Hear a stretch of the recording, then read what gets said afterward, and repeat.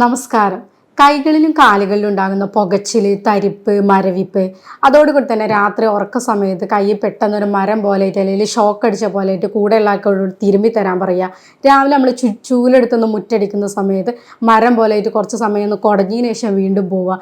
ബൈക്കൊന്ന് accelerator കൊടുത്തിട്ടുണ്ടെങ്കിൽ വണ്ടി കുറച്ച് നേരം നിർത്തിയിട്ട് വീണ്ടും ഒന്ന് കുറേ സമയം കൈ കുടഞ്ഞിട്ട് വീണ്ടും കണ്ടിന്യൂ ചെയ്ത് പോവുക. ഇങ്ങനെയൊക്കെ കൂടുതൽ ഇപ്പോൾ ആൾക്കാരിതിൽ കാണുന്നുണ്ട്. മുന്നേ ഇതൊക്കെ തന്നെ കുറച്ച് പ്രായമായിട്ടുള്ള ആൾക്കാരിതിലായിരുന്നു കണ്ടിരുന്നത്. 40 വയസ്സിന് മുകളിലുള്ള ആൾക്കാർക്ക് കണ്ടിരുന്ന ഈ അസുഖം ഇപ്പം കൂടുതലായിട്ട് ചെറുപ്പക്കാരിൽ തന്നെ കണ്ടുവരുന്നുണ്ട്.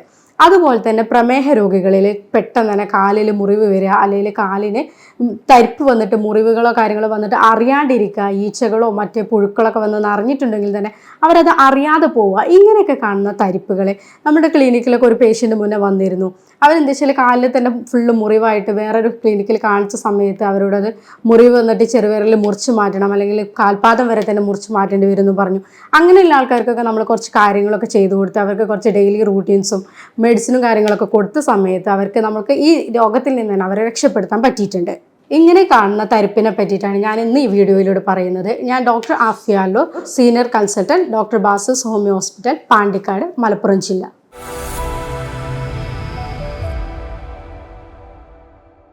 നമ്മുടെ ശരീരത്തിൽ ഒരുപാട് നെർവ്സുകളുണ്ട്. ഈ നാഡികൾക്കൊക്കെ തന്നെ ഉണ്ടാകുന്ന എന്തെങ്കിലും കേടുപാടുകളാണ് നമ്മൾ ന്യൂറോപ്പതി എന്ന് പറഞ്ഞ കണ്ടീഷനായിട്ട് പറയുന്നത്. ന്യൂറോപ്പതി പ്രധാനമായിട്ടും 2 രീതിയിലാണ് പറയുന്നത്. മോണോ ന്യൂറോപ്പതിയും അതേപോലെ പോളി ന്യൂറോപ്പതിയും. ഏതെങ്കിലും ഒരു നെർവിനെ അല്ലെങ്കിൽ ഏതെങ്കിലും ഒരു നാഡീനെ മാത്രം ബാധിക്കുന്നതിനെ നമ്മൾ മോണോ ന്യൂറോപ്പതി എന്ന് പറയും. അതേപോലെ തന്നെ ശരീരത്തിൻ്റെ ഒരുപാട് ഭാഗങ്ങളിലെ നെർവ്സിനെ അല്ലെങ്കിൽ സങ്കീർണമായിക്കൊണ്ടുള്ള തന്നെ ഭാഗങ്ങളെ ബാധിക്കുകയാണെങ്കിൽ നമ്മളതിനെ പോളി ന്യൂറോപ്പതി എന്നും പറയും. നാഡികളെയൊക്കെ തന്നെ ആവരണം ചെയ്തുകൊണ്ട് മൈലിൻ ഷീത്ത്, അതേപോലെ അതിനെ സപ്പോർട്ട് ചെയ്തുകൊണ്ട് ഗ്ലയൽ സെൽസ്, ഇതെല്ലാം ഉണ്ട്.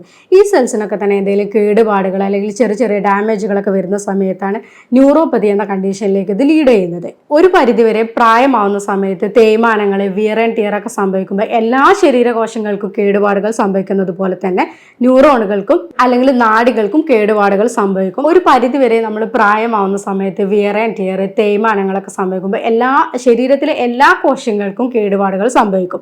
ഇങ്ങനെ വരുന്ന ഡാമേജുകളൊക്കെ തന്നെ നമ്മൾ ഈ തേയ്മാനത്തിൽ നമ്മൾക്ക് തന്നെ അറിയാലോ, എന്താണ് എല്ലുകൾക്കൊക്കെ തേയ്മാനം വരുന്ന സമയത്ത് ഈ വേദനകൾ അതേപോലെ തരിപ്പുകളൊക്കെ വരും. അത് ശരീരത്തിൻ്റെ എല്ലാ കോശങ്ങളെയും ബാധിക്കും. അതേപോലെ തന്നെ നരമ്പുകളെ ബാധിക്കുമ്പോൾ നമ്മളതിനെ ന്യൂറോപ്പതി എന്ന് പറയും. ഇന്നത്തെ ജീവിതശൈലി രോഗങ്ങളായിക്കൊണ്ടുള്ള പ്രമേഹം, കൊളസ്ട്രോള്, അമിതമായ രക്തസമ്മർദ്ദം, പിന്നെ തൈറോയിഡ് ബുദ്ധിമുട്ടുകൾ, ഇതെല്ലാം തന്നെ നമ്മുടെ ഈ ന്യൂറോപ്പതിയിലേക്ക് ഇപ്പോൾ നയിക്കുന്നുണ്ട്. രക്തത്തിൽ ഗ്ലൂക്കോസിൻ്റെ അളവ് കൂടുതലാവുന്നതോടുകൂടി തന്നെ ശരീരത്തിൻ്റെ അഗ്രഭാഗങ്ങളിലേക്കൊക്കെ എത്താൻ ഈ രക്തം ഒരുപാട് ടൈം എടുക്കുകയും അതോടുകൂടി ആ ഭാഗങ്ങളിലേക്കുള്ള ന്യൂട്രിയൻസ്, പോഷകാഹാരങ്ങളൊക്കെ കുറയുന്നതോടുകൂടി അവിടെ നെർവ്സിന് ഡാമേജ് വരും. അതൊക്കെ നമ്മളുടെ ഈ ഒരു ഡയബറ്റിക് ന്യൂറോപ്പതിയിലേക്ക് ലീഡ് ചെയ്യും. ന്യൂറോപ്പതി പറയുന്നത് പ്രധാനമായിട്ടും 4 രീതിയിലാണ്: peripheral neuropathy, autonomic neuropathy, focal neuropathy and cranial neuropathy. Peripheral ന്യൂറോപ്പതിയിൽ എന്താണെന്ന് വെച്ചാൽ നമ്മളൊരു ചൂടുവെള്ളത്തിൽ കൈയിട്ടിട്ടുണ്ടെങ്കിൽ പെട്ടെന്ന് തന്നെ കൈ വലിക്കും അല്ലേ.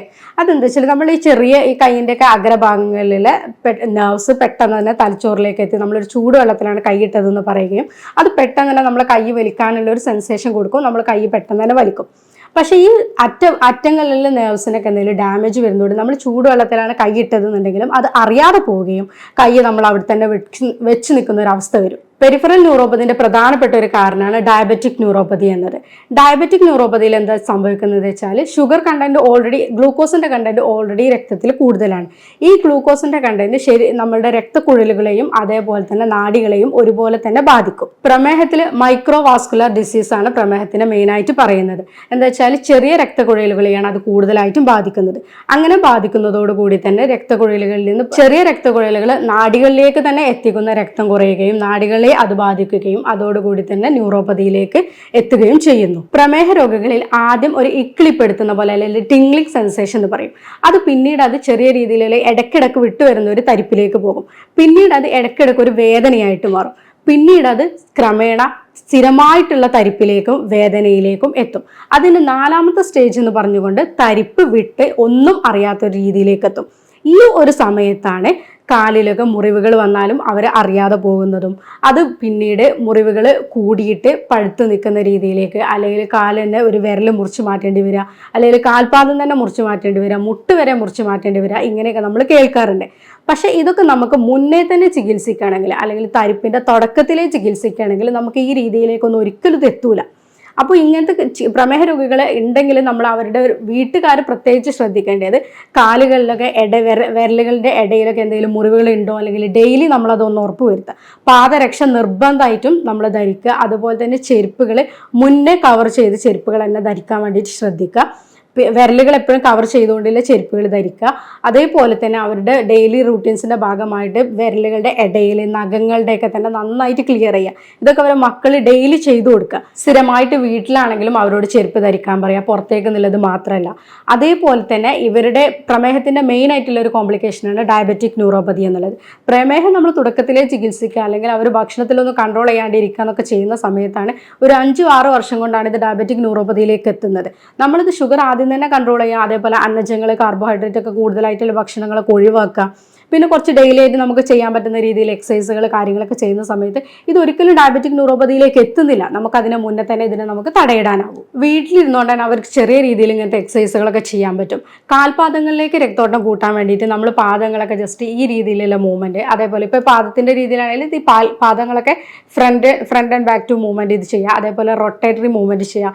ഇങ്ങനെയൊക്കെ ചെയ്യുന്നതോട് പിന്നെ വിരലൊക്കെ നന്നായി സ്ട്രെച്ച് ചെയ്യുന്ന രീതിയിൽ നമ്മൾ ടോസിലും ഒക്കെ സ്ട്രെച്ച് ചെയ്യുന്ന രീതിയിൽ ചെയ്യുക. ഇങ്ങനെയൊക്കെ ചെയ്യുന്ന സമയത്ത് കാലിലേക്കുള്ള രക്തോട്ടങ്ങൾ കൂടും.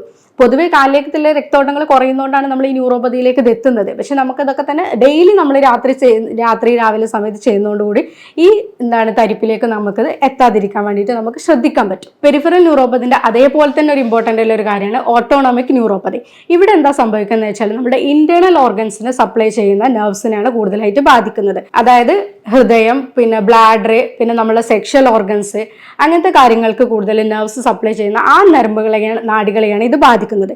ഇവിടെ നമുക്ക് ഹൃദയമിടിപ്പ് കൂടുക, അതേപോലെ തന്നെ നെഞ്ചിടിപ്പ്, കിതപ്പ്, അല്ലെങ്കിൽ മൂത്രം പിടിച്ചു വെക്കാൻ പറ്റാത്ത രീതിയിൽ വരിക. അവർക്ക് സെക്ഷൽ ഡിസീസിലാണെങ്കിൽ ഇറക്ടൈൽ ഡിസ്ഫങ്ഷൻ വരിക, അല്ലെങ്കിൽ ഇജാക്കുലേറ്ററി ഡിസ്ഫങ്ഷൻ വരിക, ശീഘ്രസ്ഖലനങ്ങൾ വരിക, ഇങ്ങനത്തതൊക്കെ കൂടുതലായിട്ട് വരും. ബ്ലാഡറിന്റെ കേസിലാണെങ്കിൽ മൂത്രം പിടിച്ചു വെക്കാൻ പറ്റാത്ത രീതിയിൽ വരിക, അല്ലെങ്കിൽ മൂത്രം പോവാതെ നിൽക്കുക. ബവലിന്റെ കേസിലാണെന്നുണ്ടെങ്കിൽ ചില ആൾക്കാർക്ക് മലബന്ധമായിട്ടായിരിക്കും പ്രസന്റ് ചെയ്യുക, ചില ആൾക്കാർക്ക് കൂടുതലായിട്ട് എപ്പോഴും വയറ്റുന്നു പോകണമെന്നില്ലെങ്കിൽ ഡയറിയ എന്നുള്ള രീതിയിലേക്കും പ്രസന്റ് ചെയ്യാം. ഇങ്ങനെ ഓട്ടോണോമിക് ന്യൂറോപ്പതിയും നമ്മുടെ പ്രമേഹ രോഗികളിൽ കാണാറുണ്ട്. അടുത്തതായിട്ട് വരുന്ന ഒരു കണ്ടീഷനാണ് ഫോക്കൽ ന്യൂറോപ്പതി. ഇവിടെ എന്താണെന്ന് വെച്ചാൽ ഏതെങ്കിലും ഒരു നാഡികളെ മാത്രമാണ് ബാധിക്കുന്നത്. പ്രധാനമായിട്ടും നമ്മൾ കാണുന്നത് കയ്യിലേക്കുള്ള ഏതെങ്കിലും ഒരു നരമ്പുകളെ മാത്രം ബാധിക്കുക. നമ്മളുടെ എപ്പോഴും കൂടുതലായിട്ട് പേഷ്യൻസ് പറയാറുണ്ട്, ചൂല് കുറച്ച് സമയത്ത് പിടിക്കുന്ന സമയത്ത്, അല്ലെങ്കിൽ കീബോർഡ് സ്ഥിരമായിട്ട് ഉപയോഗിക്കുമ്പോൾ, ഇങ്ങനത്തെ ആൾക്കാർ, അല്ലെങ്കിൽ പാക്കിംഗ് ജോലി കൂടുതലായിട്ട് ചെയ്യുന്നത്, ഒരേ വർക്ക് കണ്ടിന്യൂസ് ആയിട്ട് ചെയ്യുന്ന ആൾക്കാർക്ക് കാർപ്പൽ ടണൽ സിൻഡ്രോം എന്നൊരു കണ്ടീഷൻ കാണാറുണ്ട്. ഇതിലെന്താണെന്ന് വെച്ചാൽ മീഡിയൻ നെർവിനാണ് കംപ്രഷൻ വരുന്നത്. നമ്മളുടെ ഈ റിസ്റ്റിന്റെ ഭാഗത്ത് ഒരു കാർപ്പൽ ടണൽ എന്നൊരു പറഞ്ഞൊരു ഇതുണ്ട്. ആ ലെയറിന്റെ ഉള്ളിലൂടെ പോകുന്ന ഒരു മീഡിയൻ നെർവ് ഉണ്ട്. മീഡിയൻ നെർവിന് എന്തെങ്കിലും രീതിയിൽ ഇൻഫ്ലമേഷൻ വരിക, അല്ലെങ്കിൽ നീർക്കെട്ട് വരിക എന്നൊക്കെ ചെയ്യുന്ന സമയത്ത് മീഡിയൻ നെർവ് ഈ കാർപ്പൽ ടണലിന്റെ ഉള്ളിലൂടെ പോയിട്ട് നെരുങ്ങിപ്പോവും. ഇങ്ങനെ ഉണ്ടാവുമ്പോൾ അവിടേക്കുള്ള നമ്മുടെ കയ്യിലേക്കുള്ള രക്തോട്ടം കുറയും. പ്രധാനമായിട്ടും കയ്യിലെ തള്ളവിരൽ, ചൂണ്ടുവിരൽ, നമ്മുടെ നടുവിരൽ, മോതിരവിരലിന്റെ പകുതി വരെയാണ് മീഡിയൻ നെർവ് സപ്ലൈ ചെയ്യുന്നത്. അതോടുകൂടി തന്നെ ഈ നരമ്പുകൾക്കാണ് കൂടുതലായിട്ടും തരിപ്പ് അല്ലെങ്കിൽ പെരിപ്പ് ഒക്കെ ആയിട്ട് കാണാറുണ്ട്. ചില ആൾക്കാർക്ക് വേദനയായിട്ടും കൂടുതൽ കാണും. ഇതിന് നമുക്ക് ഓപ്പറേഷൻ ഇല്ലാതെ തന്നെ നമുക്ക് മെഡിസിൻ ഉള്ളിലേക്ക് എടുത്തുകൊണ്ട് ചെറിയ രീതിയിലുള്ള എക്സസൈസുകൾ ചെയ്തിട്ട് നമുക്കിത് കുറക്കാൻ പറ്റും. ഇങ്ങനത്തെ ആൾക്കാർ കൂടുതലായിട്ട് ചെയ്യേണ്ടത് കയ്യിലേക്ക് രക്തോട്ടം കൂടുതലായിട്ട് കിട്ടുന്ന രീതിയിൽ നമ്മളിപ്പോൾ എന്തെങ്കിലും ജോലികൾ ചെയ്തിരിക്കുകയാണെങ്കിലും അതിൻ്റെ ഒന്ന് റെസ്റ്റ് എടുത്തുകൊണ്ട് നമ്മൾ ഈ രീതിയിലുള്ള മൂവ്മെൻറ്റ് കൂടുതലായിട്ട് ചെയ്യാം. പിന്നെ നമ്മൾ കൈ ഇങ്ങനെ നിവർത്തി പിടിച്ചുകൊണ്ട് നമ്മളിതിനെ ബാക്കോട്ടേക്ക് നന്നായിട്ട് വലിക്കുക. അതേപോലെ നമ്മൾ ഇങ്ങനെ ചെയ്തിട്ട് ഇതിനെ നന്നായിട്ട് ഇങ്ങോട്ടേക്ക് ബാക്കോട്ടേക്ക് വലിക്കുക. ഇങ്ങനത്തെ രീതിയിലൊക്കെ ചെറിയ രീതിയിൽ എപ്പോഴും നമ്മൾ ഇത് ചെയ്തുകൊണ്ടേയിരിക്കുക. നമ്മളിപ്പോൾ ഒരു ജോലി ചെയ്യുന്നതിൻ്റെ എടുക്കുകയാണെങ്കിലും നമുക്ക് നന്നായിട്ട് കൈ കുടഞ്ഞിട്ട് ചെയ്യാം.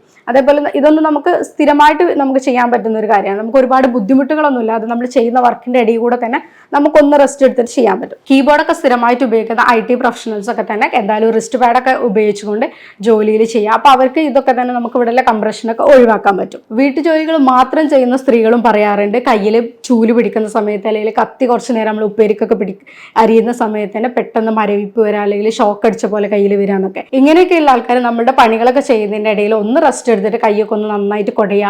അതേപോലെ തന്നെ കയ്യിലേക്ക് രക്തോട്ടം കൂടുന്ന രീതിയിൽ കൈയിൻ്റെ വിരലുകളൊക്കെ ഒന്ന് നന്നായിട്ട് ചലിപ്പിക്കുക. ഇങ്ങനെയൊക്കെ ചെയ്തിട്ട് പണികൾ കണ്ടിന്യൂ ചെയ്യുക. അപ്പോൾ അവർക്ക് എന്താ വെച്ചാൽ ഈ തരിപ്പ് കാര്യങ്ങളൊക്കെ കുറക്കാൻ പറ്റും.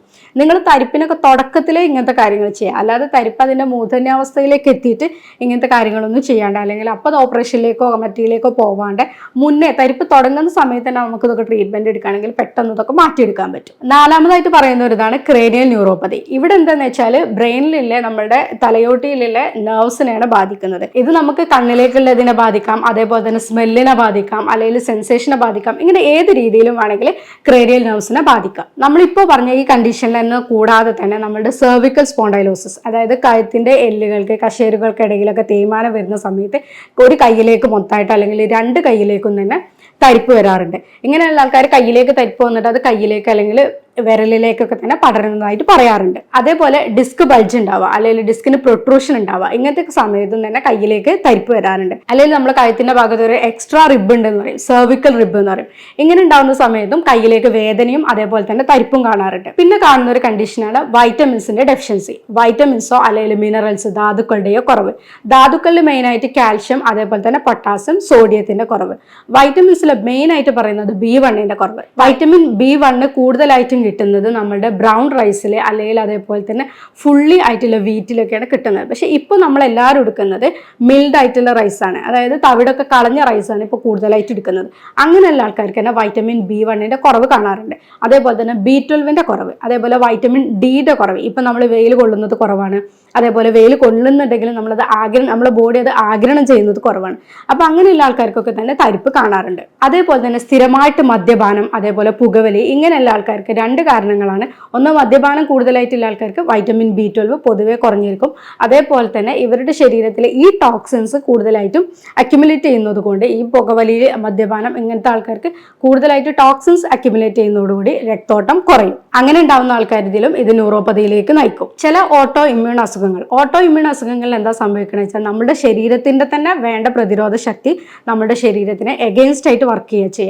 SLE, മൾട്ടിപ്പിൾ സ്ക്ലീറോസിസ് ഇങ്ങനെയുള്ള അസുഖങ്ങളിലും ഈ തരിപ്പ് കാണാറുണ്ട്. ചില ഇൻഫെക്ഷൻ ആയിട്ടുള്ള TB, അതേപോലെ ലെപ്രസി ഇങ്ങനെയുള്ള ആൾക്കാർക്ക് നമുക്ക് തരിപ്പ് കാണാറുണ്ട്. ലെപ്രസിയിലൊക്കെ നമ്മൾ മെയിൻ ആയിട്ട് പറയുന്നത് തരിപ്പ് തന്നെയാണ്. തൊട്ടാൽ അറിയാതിരിക്കുക, അല്ലെങ്കിൽ സെൻസേഷൻ കുറയുക, ഇങ്ങനെ പറയും. തരിപ്പ് നമ്മൾ എങ്ങനെയാണ് കണ്ടുപിടിക്കുക എന്നുള്ളത് ക്ലിനിക്കിൽ നമുക്ക് സാധാരണ പേഷ്യൻസ് ഇങ്ങനെയൊക്കെ വന്ന് പറയുന്ന സമയത്ത് ഇപ്പം നമ്മൾ കയ്യിലെ തരിപ്പിൽ നമ്മൾ പ്രത്യേകിച്ച് പറഞ്ഞു കാർപ്പൽ ടണൽ സിൻഡ്രോം, അതേപോലെ തന്നെ സെർവിക്കൽ സ്പോണ്ടൈലോസിസ് ഇങ്ങനത്തെ കാര്യങ്ങളൊക്കെ. ഇതൊക്കെ നമുക്ക് ക്ലിനിക്കലി പേഷ്യൻസ് വന്ന് പറയുന്ന സമയത്ത് തന്നെ നമുക്ക് ലക്ഷണങ്ങൾ നോക്കിയിട്ട് തന്നെ മനസ്സിലാക്കാൻ പറ്റും. അതേപോലെ തന്നെ ഷുഗറിൻ്റെ ആൾക്കാർക്ക് ഡയബറ്റിക് ന്യൂറോപ്പതിയിൽ പ്രത്യേകിച്ച് അവരുടെ ഡയബറ്റീസ് ഇത്ര കാലമായിട്ടുണ്ട്, അല്ലെങ്കിൽ HbA1c ഇത്ര കൂടി നിൽക്കുന്നുണ്ട് എന്നൊക്കെ പറയുന്ന സമയത്ത് നമുക്ക് മനസ്സിലാക്കാൻ പറ്റും. അതേപോലെ തൈറോയ്ഡ് രോഗികൾ ബാക്കി തൈറോയിഡിൻ്റെ ലക്ഷണങ്ങൾ ഉണ്ടെങ്കിൽ നമുക്ക് ഇത് എന്താണെന്നുള്ളത് തരിപ്പിൻ്റെ കാരണം എന്താണെന്ന് കണ്ടുപിടിക്കാൻ പറ്റും. ഇതുപോലെ തന്നെ തരിപ്പിൻ്റെ എന്താണ് കാരണം നമുക്ക് കണ്ടുപിടിക്കാൻ പറ്റിയ ഒരു ടെസ്റ്റാണ് നെർവ് കണ്ടക്ഷൻ സ്റ്റഡി എന്നുള്ളത്. നമ്മുടെ നാഡീചലന പഠനം എന്നാണ് പറയുന്നത്. അതായത് നരമ്പുകളിലൂടെയൊക്കെ എത്രത്തോളം രക്തം എത്തുന്നുണ്ട്, എത്രത്തോളം ഇതിൻ്റെ കാര്യങ്ങളൊക്കെ നടക്കുന്നുണ്ട് എന്നുള്ളത് നോക്കാൻ വേണ്ടിയിട്ട്. അതേപോലെ തന്നെ ഇലക്ട്രോമയോഗ്രാം, ഇവിടെ എന്താ വെച്ചാൽ പേശികൾക്ക് എത്രത്തോളം രക്തം എത്തുന്നുണ്ട് എന്നുള്ളതൊക്കെ പഠിക്കാൻ വേണ്ടിയിട്ടുള്ള ഒരു ടെസ്റ്റാണ്. ഇത് രണ്ടും നമുക്ക് ചെയ്യുന്നതോടുകൂടി എത്രത്തോളം രക്തോട്ടം നമ്മുടെ ബോഡിയിൽ ഉണ്ട് എന്നുള്ളതും അതേപോലെ എവിടേക്കാണ് രക്തം കറക്റ്റായിട്ട് എത്താത്തത് എന്നുള്ളതൊക്കെ മനസ്സിലാക്കാൻ പറ്റും. പിന്നെ നമ്മൾ ബാക്കി പറഞ്ഞ കണ്ടീഷൻസ് റൂൾ ഔട്ട് ചെയ്യാൻ വേണ്ടിയിട്ട് HbA1c നോക്കാം, അതേപോലെ തൈറോയിഡിന്റെ കേസിൽ നമുക്ക് TSH നോക്കാം. പിന്നെ നമുക്ക് ലെപ്രസി വേറെ എന്തെങ്കിലും ഡിസീസുകളോ കാര്യങ്ങളോ ഉണ്ടെങ്കിൽ അതിലേക്കുള്ള ടെസ്റ്റുകൾ നമ്മൾ ഇതിൻ്റെ കൂടെ തന്നെ ചെയ്ത് നോക്കാവുന്നതാണ്. മാനേജ്മെന്റിന്റെ സൈഡിലേക്ക് നമ്മൾ പോകുന്ന സമയത്ത് കൂടുതലായിട്ട് നമ്മൾ മനസ്സിലാക്കേണ്ടത് ഇപ്പം ഞാൻ പറഞ്ഞ കണ്ടീഷൻസ്, ഇപ്പം നമ്മൾ ഇതിൻ്റെ കാരണങ്ങൾ പറഞ്ഞു. മേ ബി ഡയബറ്റിക് കൊണ്ടാകാം, അല്ലെങ്കിൽ നമ്മൾ തൈറോയിഡ് ഉണ്ടാവും, അല്ലെങ്കിൽ വേറെ എന്തെങ്കിലും ഡിസീസുകളൊക്കെ ഉണ്ടാവാമെന്ന് പറഞ്ഞു.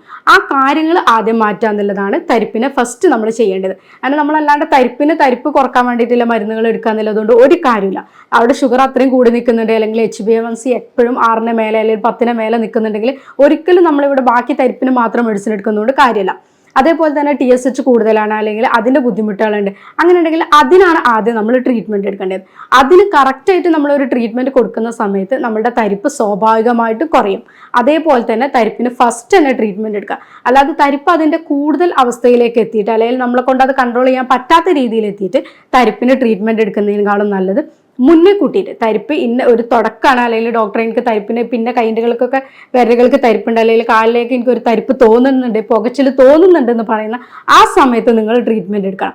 അപ്പോൾ നമുക്കത് പെട്ടെന്ന് തന്നെ റിവേഴ്സ് ചെയ്യാൻ പറ്റും. 100% നമുക്കത് റിവേഴ്സ് ചെയ്യാൻ പറ്റും. അത് ബാക്കിലേക്ക് തരിപ്പില്ലാത്ത രീതിയിലേക്ക്, അല്ലെങ്കിൽ അതിൻ്റെ വേദനകളും കാര്യങ്ങളൊന്നും ഇല്ലാത്ത രീതിയിലേക്ക് നമുക്ക് എത്തിക്കാൻ പറ്റും. അല്ലാതെ നമ്മൾ ഡയബറ്റിക്കിൻ്റെ കേസിൽ ഇപ്പോൾ നമ്മൾ മുന്നേ പറഞ്ഞ പോലെ കാല് മുറിച്ച് മാറ്റാൻ പറ്റുന്ന രീതിയിലിട്ട് എത്തിയിട്ട് നമ്മൾ ഡോക്ടറെ തരിപ്പുണ്ടെന്ന് പറയുന്നതിൽ ഒരു അർത്ഥമില്ല. അത് അതിൻ്റെ അവസാന സ്റ്റേജിലേക്ക് എത്തി. അപ്പോൾ അവിടെ നമുക്ക് ചെയ്യാനുള്ള ലിമിറ്റുകളുണ്ട്. പക്ഷെ നമ്മൾ മുന്നേ കൂട്ടിയിട്ട് തന്നെ ട്രീറ്റ്മെൻറ്റ് എടുക്കുകയാണെങ്കിൽ നമുക്കിതെല്ലാം തന്നെ ഒഴിവാക്കാൻ പറ്റും. ഭക്ഷണത്തിൻ്റെ കാര്യത്തിൽ നമുക്ക് ആൻറ്റി ഓക്സിഡൻസ് കൂടുതൽ അടങ്ങിയിട്ടുള്ള ഭക്ഷണങ്ങൾ നന്നായിട്ട് ഉൾപ്പെടുത്താം.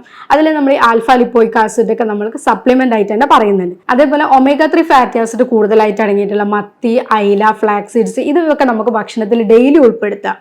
പിന്നെ ബീട്രൂട്ട് നല്ലൊരു സാധനമാണ്. നമ്മുടെ രക്തോട്ടം മര്യാദയ്ക്ക് എല്ലായിടത്തേക്കും നടക്കാൻ, അതേപോലെ രക്തപ്രവാഹം കൂട്ടാനൊക്കെ വേണ്ടിയിട്ട് ബീട്രൂട്ട് നമുക്ക് പച്ചക്കറികളായിട്ടോ ജ്യൂസ് ആയിട്ടോ സലാഡ്സ് ആയിട്ടോ ഒക്കെ തന്നെ എടുക്കാൻ പറ്റും. അതേപോലെ കുർക്കുമിൻ, മഞ്ഞൾ നമ്മുടെ ഇൻഫ്ലമേഷൻ കുറക്കാൻ വേണ്ടിയിട്ട്, അതേപോലെ ആൻറ്റി ഇൻഫ്ലമേറ്ററി പ്രോപ്പർട്ടി ഉള്ള ഒരു സാധനമാണ്. അത് നമുക്ക് പാലിൽ ആയിട്ട് കഴിക്കാം. അതേപോലെ നമ്മൾ ഭക്ഷണത്തിലൂടെ മഞ്ഞൾ ഉൾപ്പെടുത്താം. എങ്ങനെയൊക്കെ നമുക്ക് ഉൾപ്പെടുത്താൻ പറ്റുമോ ഇതൊക്കെ നമ്മൾ ഈ തരിപ്പുകൾക്കൊക്കെ ഉള്ള ആൾക്കാർക്ക് കൂടുതലായിട്ട് എടുക്കുന്നത് നല്ലതാണ്. വൈറ്റമിൻ B1 കേസിൽ ഞാൻ പറഞ്ഞു തവിട് കളയാത്ത റൈസിലാണ് വൈറ്റമിൻ B1 നന്നായിട്ടുള്ളതെന്ന്. പക്ഷെ നമ്മൾ എടുക്കുന്നത് തവിട് കളഞ്ഞ അരിയാണ്. അപ്പൊ അതോടുകൂടി തന്നെ നമുക്കത് കിട്ടുന്നത് കുറവാണ്. അതുപോലെ മുട്ടയുടെ മഞ്ഞ ഇതൊക്കെ തന്നെ കൂടുതലായിട്ട് ഉൾപ്പെടുത്താം. വൈറ്റമിൻ B12 കേസിലാണെങ്കിൽ കൂടുതലായിട്ട് വെജിറ്റേറിയൻസിനാണ് ഈ ഒരു അഭാവം കാണിക്കാറുള്ളത്. നോൺ വെജിറ്റേറിയൻസിന്റെ കേസിൽ നമ്മൾ ഇറച്ചി, മുട്ട, മീൻ അങ്ങനത്തെ എടുക്കുമ്പോൾ നമുക്കിത് കിട്ടും.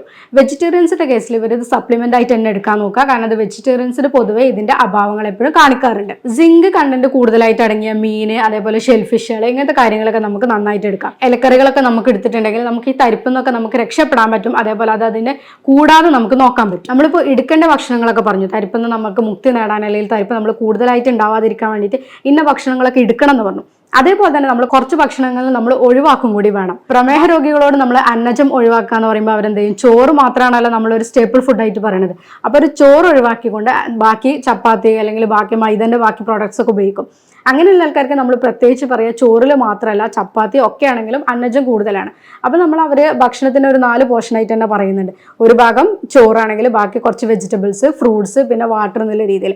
അപ്പോൾ ഈ ഒരു 4 പോർഷനായിട്ട് അവരുടെ ഫുഡ് എപ്പോഴും നമ്മൾ കൺട്രോൾ ചെയ്യുന്ന സമയത്ത് അവരൊക്കെ നമ്മൾ കൃത്യമായിട്ട് പറഞ്ഞു കൊടുക്കുക ഇന്ന രീതിയിൽ ഇത്ര ഭക്ഷണങ്ങൾ എടുക്കാൻ പാടുള്ളൂ. ഒരു കപ്പ് ചോറാണെങ്കിൽ 1 കപ്പ് തന്നെ നമ്മൾ ഫ്രൂട്ട്സ് എടുക്കുക, 1 കപ്പ് വെജിറ്റബിൾസ് എടുക്കുക, ബാക്കി നമ്മൾ വെള്ളമായിട്ട് എന്നുള്ളത്.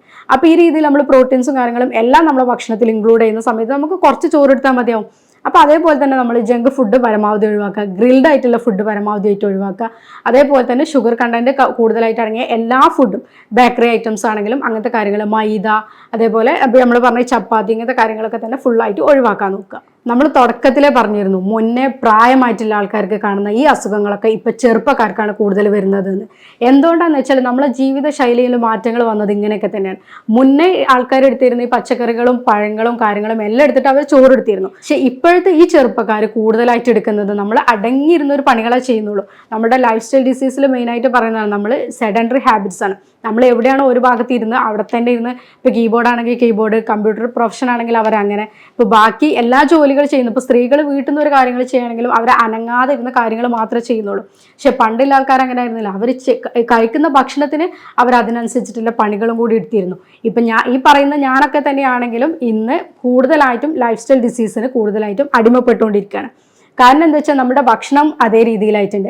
നമ്മൾ ഒരുപാട് അന്നജങ്ങൾ എടുക്കുന്നു, പക്ഷെ നമ്മൾ എടുക്കുന്ന ഫ്രൂട്ട്സിൻ്റെ അളവ് കുറവാണ്, വെള്ളത്തിൻ്റെ അളവ് കുറവാണ്, നമ്മൾ ചെയ്യുന്ന വർക്കുകൾ കുറവാണ്. നമ്മൾ ഇരുന്ന് ഒരുപാട് ജോലികൾ ചെയ്യുന്നുണ്ടെങ്കിൽ, നമ്മളെല്ലാവരും വർക്ക് ചെയ്യുന്ന ആൾക്കാരാണെങ്കിലും നമ്മൾ ഫിസിക്കൽ ചെയ്യുന്ന ജോലികൾ കുറവാണ്, അല്ലെങ്കിൽ നമ്മൾ ബോഡി അനങ്ങിക്കൊണ്ട് ചെയ്യുന്ന ജോലികൾ കുറവാണ്, എക്സസൈസുകൾ കുറവാണ്. ഇതൊക്കെ തന്നെ നമ്മളുടെ ഒരു അടുത്ത ജനറേഷനെ ഇതിലും അധികം തരിപ്പിലേക്കും, അല്ലെങ്കിൽ കൈക്കാലുകൾ കടച്ചിൽ, പുകച്ചിൽ ഇതിലേക്കൊക്കെ നയിക്കും. ഷുഗർ രോഗികൾ, അതേപോലെ തന്നെ പ്രഷർ കൂടുതലുള്ള ആൾക്കാർ, ഇതൊക്കെ ഇന്ന് നമ്മുടെ സമൂഹത്തിൽ കൂടി വരികയാണ്.